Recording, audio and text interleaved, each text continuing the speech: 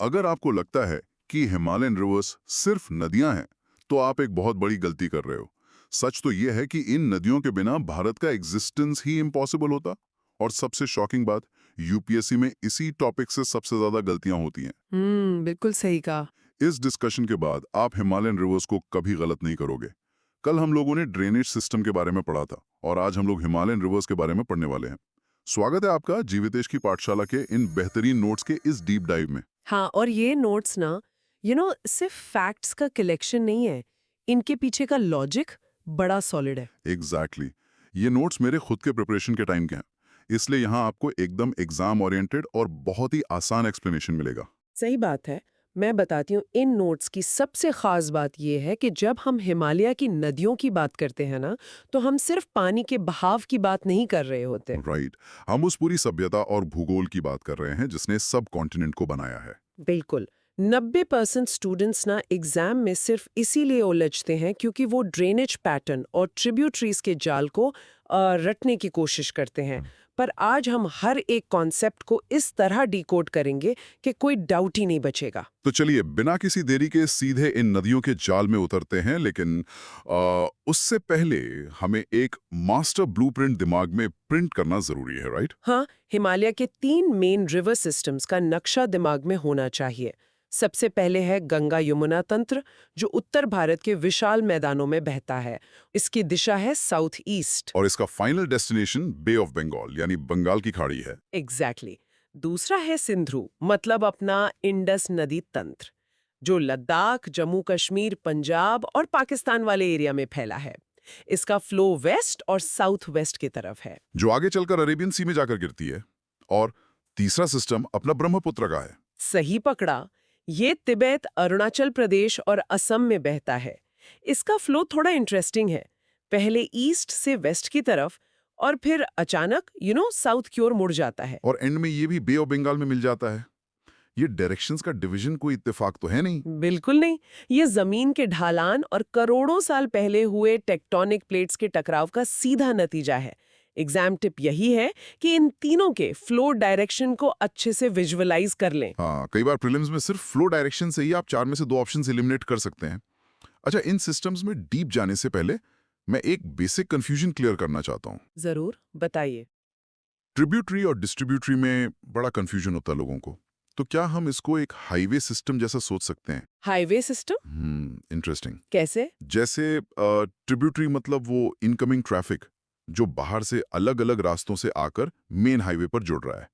और डिस्ट्रीब्यूटरी वो एग्जिट लेन है जो हाईवे का ट्रैफिक या पानी अपने साथ ले जाकर अलग हो रहा है। वाह, ये एनालॉजी तो बहुत ही पावरफुल है। हाईवे का एग्जाम्पल दिमाग में एकदम सटीक बैठता है। ट्रिब्यूटरी हाईवे पर ट्रैफिक बढ़ा रही है, यानी पानी ला रही है, जैसे अजय नदी। राइट, अजय नदी एक सहायक नदी है। पर जो नदी मेन धारा से पानी चुराकर अलग हो जाए, उसे डिस्ट्रीब्यूटरी या वितरिका कहते हैं। और यहाँ पर ना एक बहुत बड़ा ट्रैप आता है, हुगली नदी। ओह, हुगली। ज्यादातर लोग तो यही सोचते हैं कि हुगली गंगा की ट्रिब्यूटरी है। एग्जैक्टली।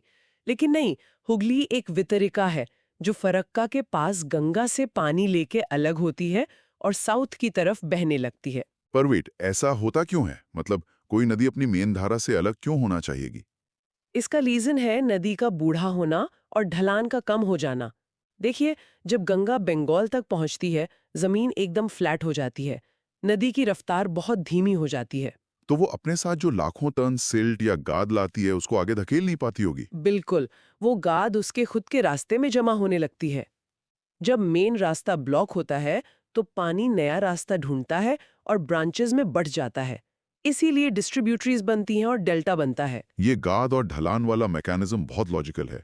अच्छा, ये डायरेक्ट क्वेश्चन भी तो आता है कि कलकत्ता शहर किस नदी के किनारे बसा है? हाँ हाँ, और आंसर यही हुगली नदी है। इसको दिमाग में अंडरलाइन कर लीजिए सभी लोग। चलिए, बेसिक टर्म्स क्लियर हो गए। अब भारत की सबसे पवित्र नदी गंगा की शुरुआत को डिकोड करते हैं। नोट्स में एक बड़ा शॉक एलिमेंट है यहाँ। हाँ, उसके ओरिजिन के बारे में। एग्जैक्टली। उद्गम के टाइम कोई गंगा होती ही नहीं है। मतलब गोमुख या गंगोत्री में जहां से पानी निकलता है वहां उसका नाम गंगा है ही नहीं। ये सच में एक बहुत शानदार ज्योग्राफिकल फैक्ट है। उद्गम स्थल पर गंगा नाम की कोई सिंगल धारा नहीं होती। ये पूरा का पूरा एक मास्टर फॉर्मूला है जिसे हम पंचप्रयाग कहते हैं। अच्छा, मतलब अलग-अलग नदियां मिलकर गंगा बनाती है? बिल्कुल।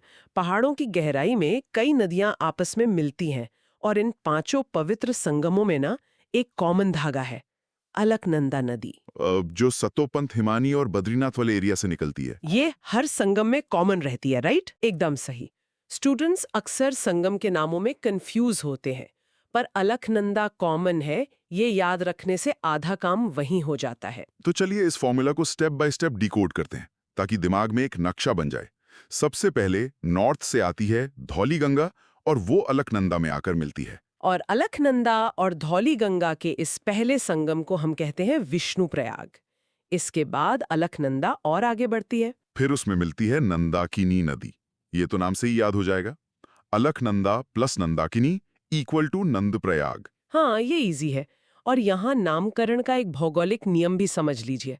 जब दो नदियां मिलती हैं तो आगे बढ़ने वाली धारा का नाम उस नदी पर होता है जिसकी गहराई और पानी का वॉल्यूम ज्यादा होता है। ओ, इसलिए हर संगम के बाद नाम अलकनंदा ही रहता है, क्योंकि वो सबसे विशाल है। प्रयाग कहा जाता है।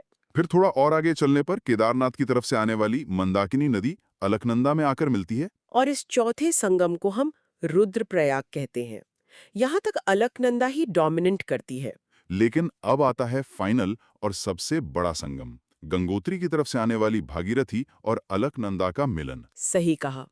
इस पांचवें संगम को कहते हैं देवप्रयाग। और यहाँ आकर ना एक मैजिक होता है। दोनों नदियों की गहराई लगभग बराबर हो जाती है। तो नियम के हिसाब से यहाँ इस नई धारा को एक नया नाम मिलना चाहिए, राइट? बिल्कुल।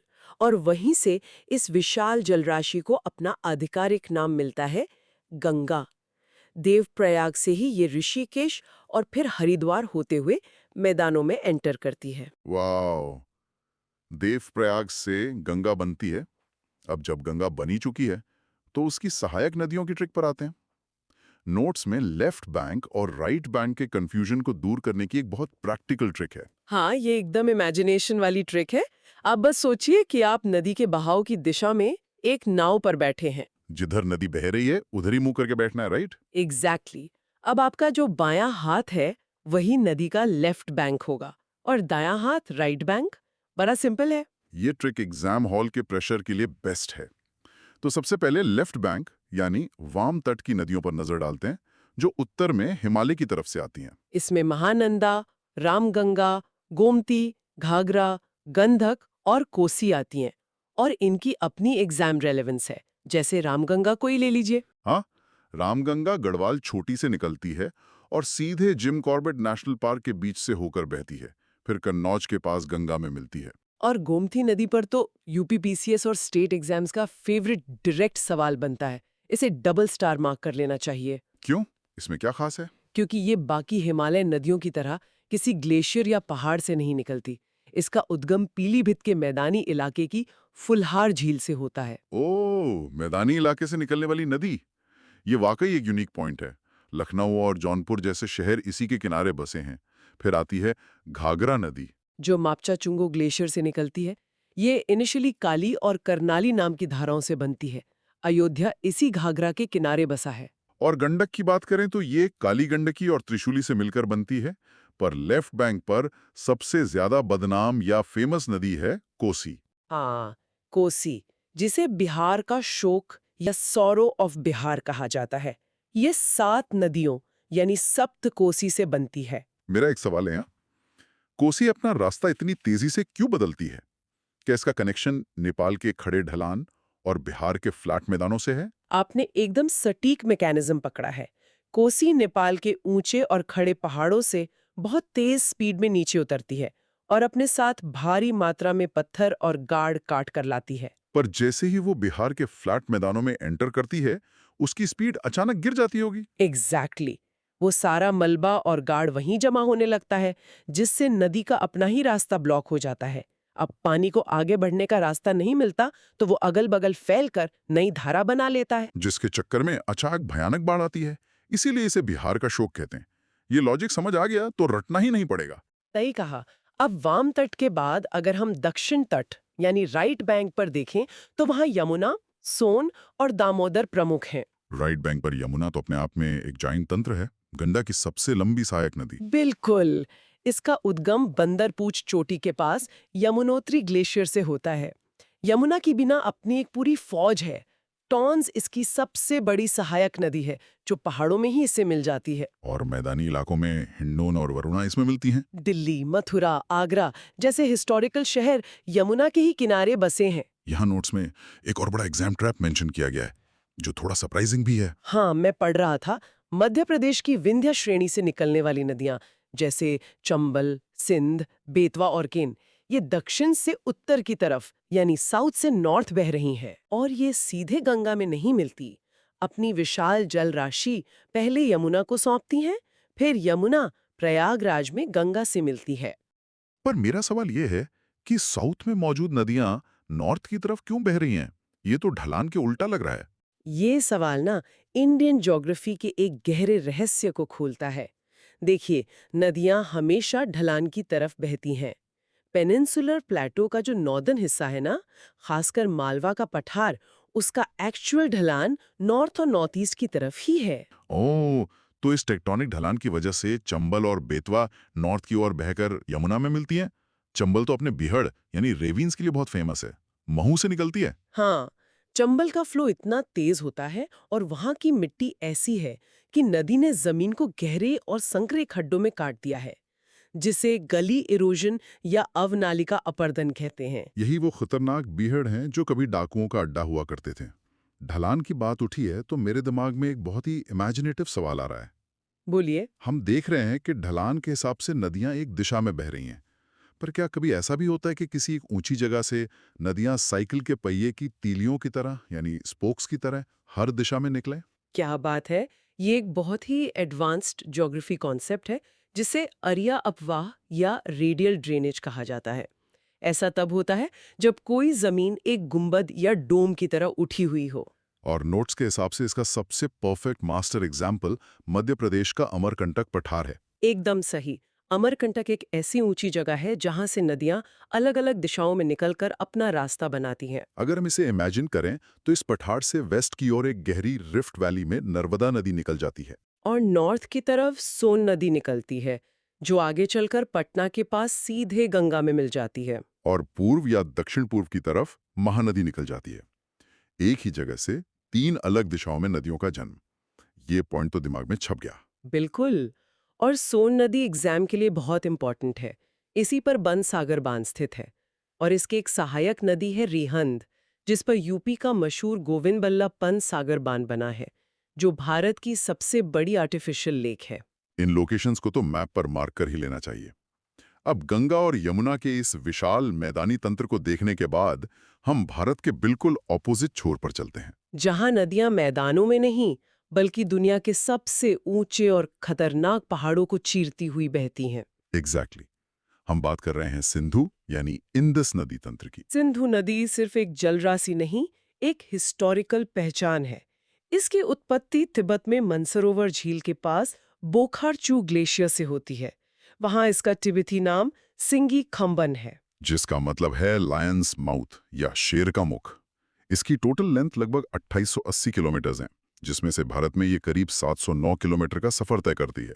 यहाँ पर नोट्स में एक बहुत ही क्रिटिकल यूपीएससी प्रीलिम्स अलर्ट है। ये मैप फैक्ट एकदम याद रखना है। हाँ, कि सिंधु नदी ठीक लद्दाख और जास्कर रेंजेस के बीच से बहती हुई लेह शहर को क्रॉस करती है। ऊपर लद्दाख श्रेणी, नीचे जास्कर श्रेणी और बीच की संकरी घाटी से इंडस बहती है। पर ये इतनी सीधी क्यों बहती है? क्योंकि ये नदी एक गहरी टेक्टोनिक फॉल्ट लाइन के सहारे बहती है, जो इन दोनों रेंजेस को अलग करती है। इसकी सहायक नदियों में लेफ्ट बैंक से जास्कर, जेलम, चनाब, रावी, ब्यास और सतलुज आती हैं। और राइट बैंक से काराकोरम रेंज की तरफ से शोयोक, नुब्रा, गिलगित और काबुल आती हैं। गिलगित भारत में इसकी आखिरी ट्रिब्यूटरी है। फिर ये पाकिस्तान चली जाती है और मिथन कोट में ये सब आपस में मिल जाती हैं। अब पंजाब की इन 5 नदियों के जाल में ना एक बड़ी चुनौती आती है। झेलम, चिनाब, रावी, ब्यास, सतलुज। 2 नदियों के बीच की उपजाऊ भूमि को दोआब कहते हैं। इन्हीं अलूवियल सॉइल वाले दोआब्स की वजह से पंजाब खेती के लिए सोने की खादान है। लेकिन इन दोआब्स के नाम रटना स्टूडेंट्स को बड़ा मुश्किल लगता है। इसकी कोई निंजा ट्रिक है? रटने की जरूरत ही नहीं है। नोट्स में इसका एक डिकोडिंग मैट्रिक्स दिया है। पंजाब के इन दोआब के नामों में ही इनका आंसर छुपा है। बस पहला अक्षर पकड़ना है। जैसे पहला है बिस्ट दोआब। BIST। अच्छा, बी मतलब ब्यास और ST मतलब सतलुज। तो ब्यास और सतलुज के बीच का क्षेत्र हो गया बिस दोआब। देखा कितना आसान है, नाम ही फॉर्मूला है। उसी तरह बारी दोआब, बा से ब्यास और री से रवि। ब्यास और रवि के बीच का दोआब हो गया बारी। वाह, ये तो सेकंड्स का काम है। फिर है रचना दोआब। रे यानी रवि और चना यानी चिनाब। रवि और चिनाब के बीच रचना दोआब। और आखिरी है चज दोआब, च से चिनाब और झ से झेलम। चिनाब और झेलम के बीच चज दोआब। बस नाम पढ़िए और नदियां डिकोड हो जाएंगी। ये ट्रिक सच में लाइफ सेवर है। इसके अलावा नोट्स में इंडस वाटर ट्रीटी यानी सिंधु जल संधि 1960 का भी बड़ा इंपॉर्टेंट जिक्र है। मुझे हमेशा अजीब लगता था कि नदियां भारत से निकल रही हैं, फिर भी ट्रीटी क्यों? पानी का बंटवारा तो हमेशा से सेंसिटिव मुद्दा रहा है। ये वर्ल्ड बैंक की मध्यस्थता में हुई थी। नियम बड़ा ज्योग्राफिकल और क्लियर है। ऊपर की यानी वेस्टर्न 3 नदियां सिंधु, झेलम और चिनाब, इनके 80% पानी का उपयोग पाकिस्तान करेगा। और बाकी 20% भारत। और नीचे की जो ईस्टर्न 3 नदियां हैं, रावी, ब्यास और सतलुज, इन पर भारत का 100% एक्सक्लूसिव अधिकार होगा। बिल्कुल। इन नदियों के उद्गम और डैम्स के फैक्ट्स भी एग्जाम में डायरेक्ट आते हैं। झेलम पीर पांजाल रेंज के वेरीनाग झरने से निकलती है। ये वूलर झील होते हुए बहती है और श्रीनगर इसके किनारे है। किशनगंगा इसकी प्रमुख सहायक नदी है। फिर चिनाब की बात करें तो ये हिमाचल के बारालाछा पास के पास से चंद्रा और भागा नाम की 2 धाराओं से मिलकर बनती है। ये सिंधु की सबसे बड़ी सहायक नदी है और इस पर बने सलाल, दुलहस्ती और बगलीहार जैसे डैम्स स्ट्रेटेजिकली बहुत अहम है। और जिन पर भारत का पूरा अधिकार है वो हैं रावी, ब्यास और सतलुज। रावी रोहतांग पास से निकलकर चंबा घाटी से बहती है। इस पर पंजाब का मशहूर रंजीत सागर बांध बना है, जिसे थेन डैम भी कहते हैं। ब्यास नदी भी रोहतांग पास के पास ब्यास कुंड से निकलती है और इस पर पौंग बंद बना है। पर सतलुज का ओरिजिन थोड़ा अलग है। हाँ, ये भारत से नहीं बल्कि तिब्बत के राकस झील से निकलती है। ये हिमालय को काटकर एक गहरा गॉर्ज बनाती है और शिपकीला पास से हिमाचल में एंटर करती है। इसी पर भाखरा नांगल बंद है। यहाँ नोट्स में एक बहुत विजुअल फैक्ट है। पंजाब के कपूरथला में हरी के नाम की जगह पर ब्यास और सतलुज का संगम होता है। वहीं पर हरी के बैराज बना है, जहां से देश की सबसे लंबी इंदिरा गांधी नहर निकलती है। इस एक नहर ने राजस्थान के सूखे रेगिस्तान को हरे भरे खेतों में बदल दिया है। यही तो भूगोल का असली मैजिक है, कैसे नदियां इकोनॉमी और लाइफ को बदल देती हैं। पश्चिम की इस रोमांचक यात्रा के बाद अब हम नॉर्थ ईस्ट के उस विशाल नदी तंत्र को डिकोड करते हैं, जो अपना नाम बार बार बदलता है, ब्रह्मपुत्र नदी तंत्र।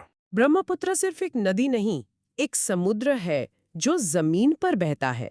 इसकी उत्पत्ति कैलाश श्रेणी में मानसरोवर के पास चेमयुंगडोंग ग्लेशियर से होती है।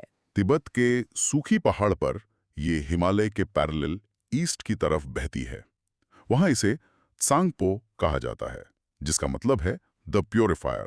और चाइना में इसे यार्लोंग जांगबो के नाम से जाना जाता है। लेकिन तिब्बत में बहते बहते अचानक ऐसा क्या होता है कि ये सीधे भारत की तरफ मुड़ जाती है? नोट्स में एक यू टर्न का जिक्र है, जो नामचा बरवा पर्वत के पास से लिया गया है। ये हिमालय के भूगोल का एक और चमत्कार है, जिसे सिंटैक्शियल बेंड कहते हैं। हिमालय वहां सीधा नहीं है, बल्कि नामचा बरवा के पास अचानक हाफ पिन की तरह साउथ की ओर मुड़ जाता है। ओह, तो टेक्टोनिक प्लेट्स के इस मोड़ के कारण जमीन इतनी ढलान वाली हो गई कि नदी को भी यू टर्न लेना पड़ा। दिहांग गॉर्ज बनाती है और अरुणाचल प्रदेश में एंटर करती है। वहां इसका नाम दिहांग या सियांग हो जाता है।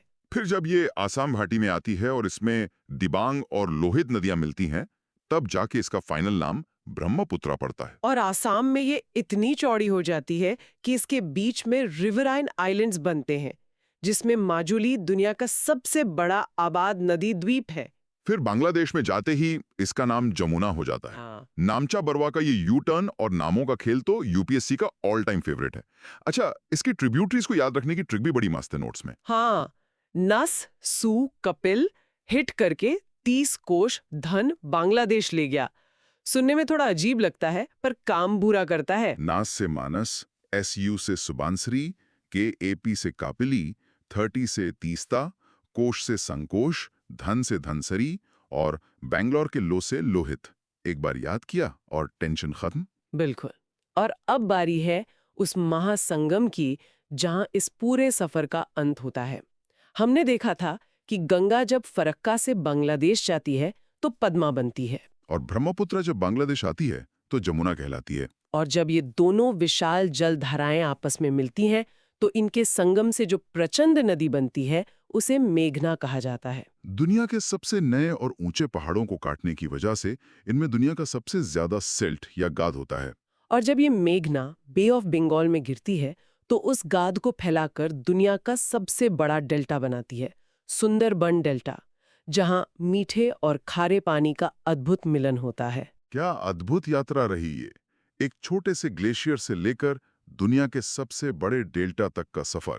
चलिए जल्दी से 20-30 सेकंड में इस पूरे डिस्कशन के सबसे क्रिटिकल पॉइंट्स रिवाइज करवा देता हूं। हाँ, ये जरूरी है। पहला, पंचप्रयाग का मास्टर फॉर्मूला, जहां हर संगम में अलकनंदा का कॉमन होना सबसे अहम है। दूसरा, अमरकंटक का वो रेडियल ड्रेनेज कॉन्सेप्ट, जहां एक ही डोम से नर्मदा, सोन और महानदी निकलती हैं।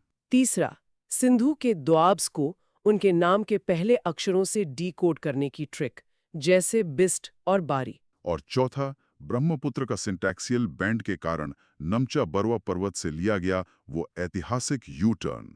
इस रिवीजन को अपने दिमाग में फिक्स कर लीजिए। और अंत में मैं जीवितेश की पाठशाला के इन नोट्स की वो आखिरी लाइन पढ़ना चाहूंगी जो हर स्टूडेंट का मंत्र होना चाहिए। बोलिए। अगर आप गंभीरता से तैयारी कर रहे हैं तो निरंतरता यानी कंसिस्टेंसी ही आपको सिलेक्शन तक ले जाएगी। एक दिन में कोई टॉपर नहीं बनता। अपना फोकस बनाए रखें और कीप रिवाइजिंग। जय हिंद। जीवितेश की पाठशाला को और ऐसे ही ज्ञानावर्धक डीप डाइव्स के लिए फॉलो और सब्सक्राइब करना मत भूलना।